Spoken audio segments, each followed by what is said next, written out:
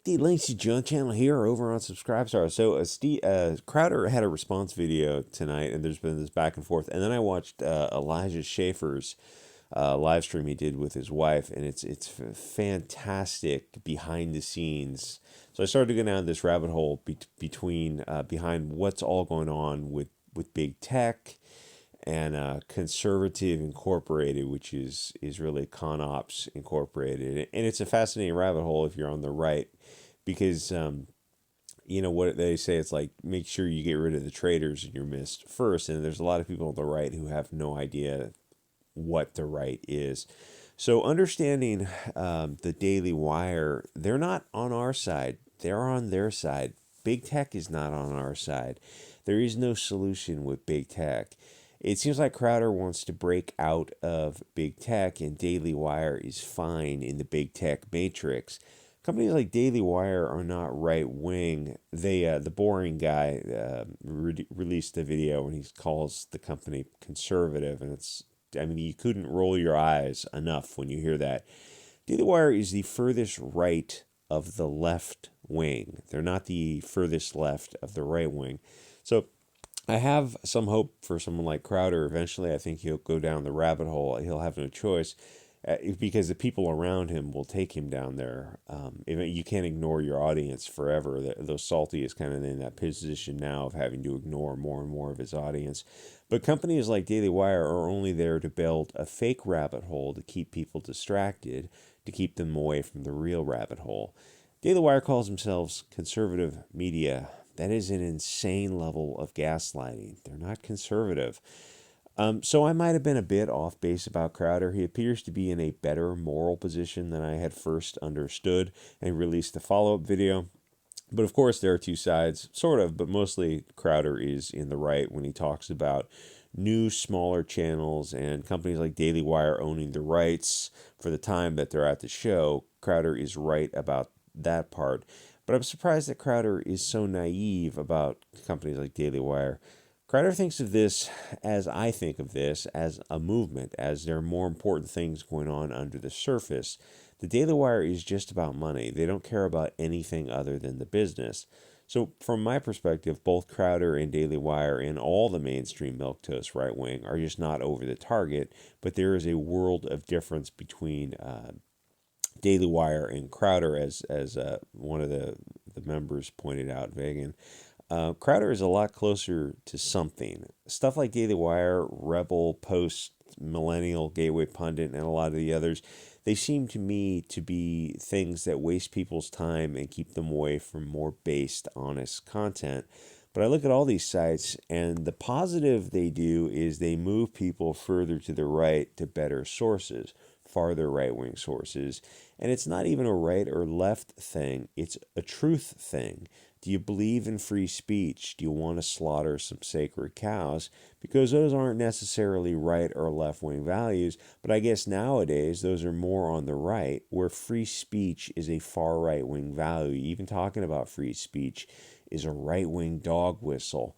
That's a weird L to take, a loss to take if you're on the left, to make the right wing, to make the free speech a right wing value and just completely give that up if you're on the left, because it wasn't always that way, obviously. But that's why thinking of this stuff as a linear spectrum is really limiting. So back in the days, there used to be channels that actually were further to the right. So you can start with Shapiro, Alex Jones, and I'm talking about like more than 5 years ago, or the Crowder stuff, and you keep going further to the right, and you discover back in the day Vincent James, Red Ice, James Alsop, and hundreds of other great channels that have all since been kicked off. Jared Taylor, I think. Like now you have Jared Peterson, which is not quite the same thing, because Trump got elected in 2016, and all those channels had some hand in getting Trump elected. They were controlling and shifting the narrative in some way, even if they weren't pushing Trump, but they were making fun of the people who were against Trump by making fun of SJWs. And Google knew that they didn't want a Trump getting reelected or someone like him ever getting in office again. So they simply kicked off thousands of channels, and Trump didn't get put in office in 2020. That's an amazing level of power and control. You know, and it almost seems like that shouldn't be legal because tech NGOs are actually running the country. Yeah, yeah, that's exactly what's going on. So now the new far right on YouTube is Mark Dice, Paul Jeff Watson, Elijah Schaefer, Crowder, and there's a few others who are floating around, i.e., they're not far right, but they are on the relative far right for YouTube. But now, if you never leave YouTube, then you'll never break out of the matrix of allowable opinion. But to be fair, the white pill is that people are branching out from YouTube. At this point, it's like people are getting so tired of being in this tightly little constrained box of YouTube where there's just nothing outside the matrix. Because if you're a wrong thinker like an Elijah Schaefer or a Salty channel, which those channels are kind of right on the edge of still being allowed on YouTube, but YouTube is just looking for an excuse to get rid of them, then you do a YouTube live stream, and for every one YouTube viewer you have, you might have double that on Rumble, and then there'll be a respectable amount on Odyssey and DLive and a bunch of the others, Foxhold and Pilled and whatever else. That's not an organic algorithm. YouTube should be, it should be 90+% of the viewers.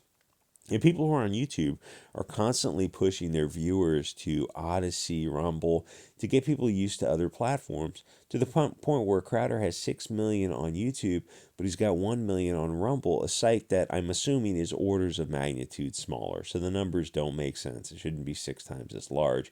Then you understand that Google bought YouTube to control the narrative. The milquetoast right that is allowed on YouTube is never going to matter. It will never move the needle. It's the most watered down, allowable opinion that is utterly pointless as long as you stay on YouTube. It's only until you sign up to Odyssey, Rumble, Shing, Cozy, and a few others that you start to see viewpoints that actually matter.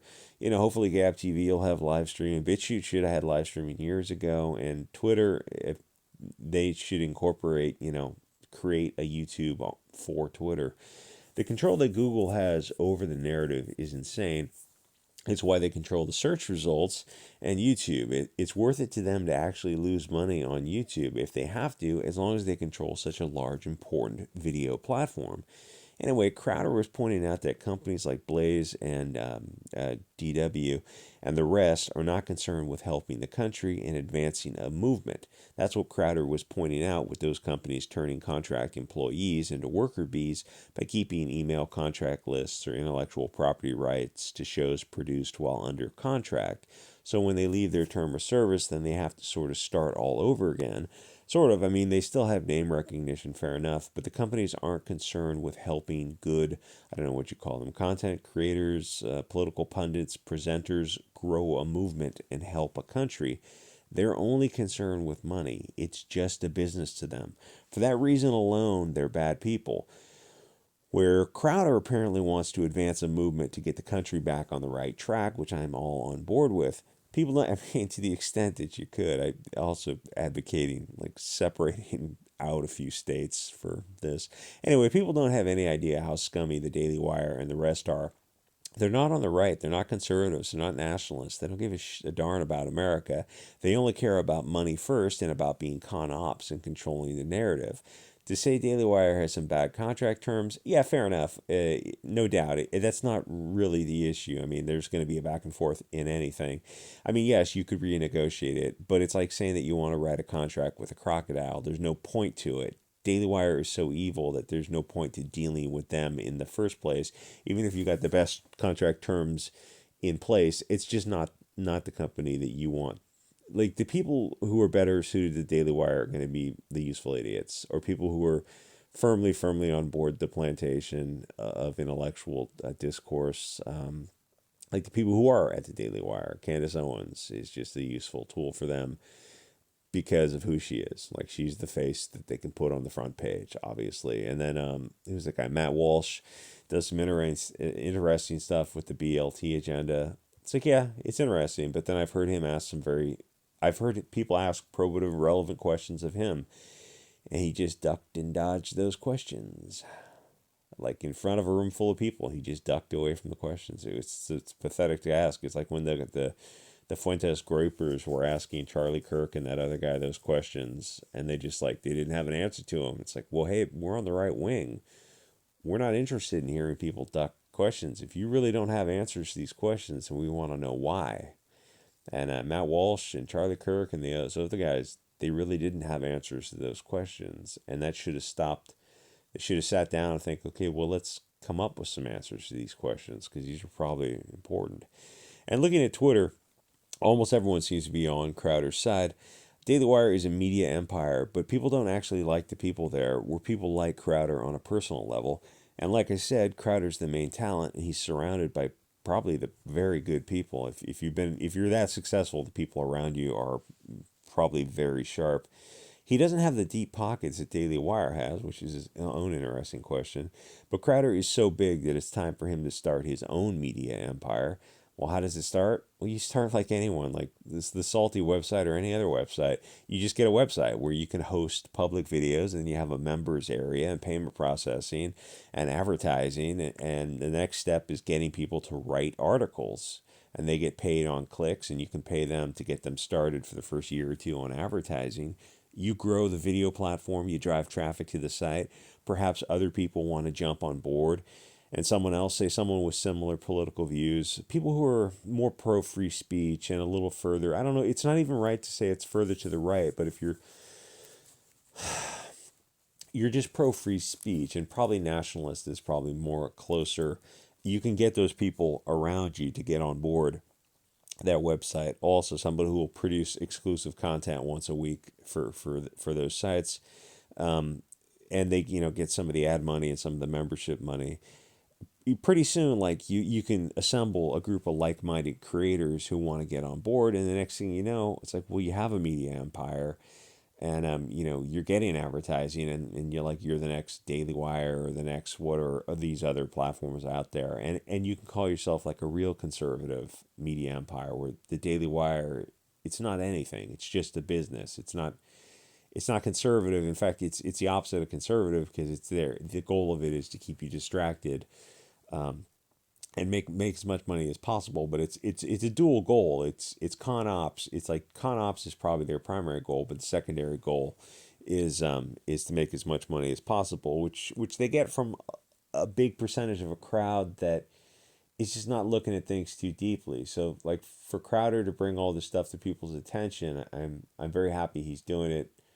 I didn't I'm not saying I was wrong about it. Like I don't know Crowder, but I'm just taking him at his word, as his presentation. Like, you don't know any of these people as long as they're subject to being trapped in a golden cage. When they're free of that golden cage, then they will reveal themselves and be their own selves. And for a lot of like the salty types, I've heard him like he wants to be on Fox News one day. It's like you're never gonna get anything from him that's not just entertainment, pop culture, pop political culture. Like he wants to be the next Alex Jones. He wants to be in the mainstream. He's not. He's fun. He's entertaining. He's very likable, and I wish he wasn't so likable.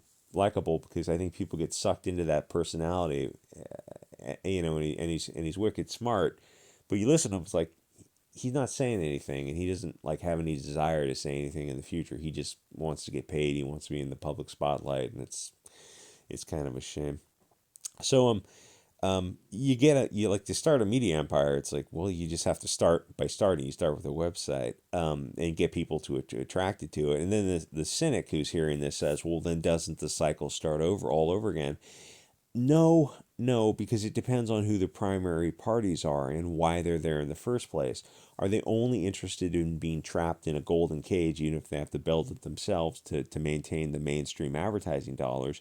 Or are they interested in something deeper, a movement? And take Crowder at his word, he says he's interested in something deeper, which is good, which is more on the side of the things that we want to be also interested in, things we want to support. Anyway, like, comment, subscribe, and yeah, it's the Huffington Post on the left wing is like, seeing these people go back and forth about it, but it's good to have these like people go, oh, this should happen behind the scenes. No, no, no. This is good that it's happening publicly. People on the right, who are kind of asleep, they need to see the Daily Wire. And they need to see, like, it's not a perfect one side. Like, the argument is like it's the start of contract negotiations. Yeah, that's not the issue. The issue is all the other stuff, the controlling the intellectual property. And it's the issue that Daily Wire is not interested in helping a movement. It's just a business. And you think, oh, well, there's the right wing business, they're conservatives. No, they're their own self, they're their own group. They're not your group. They're not on your side. Where Crowder, we might be able to pull him further to the right.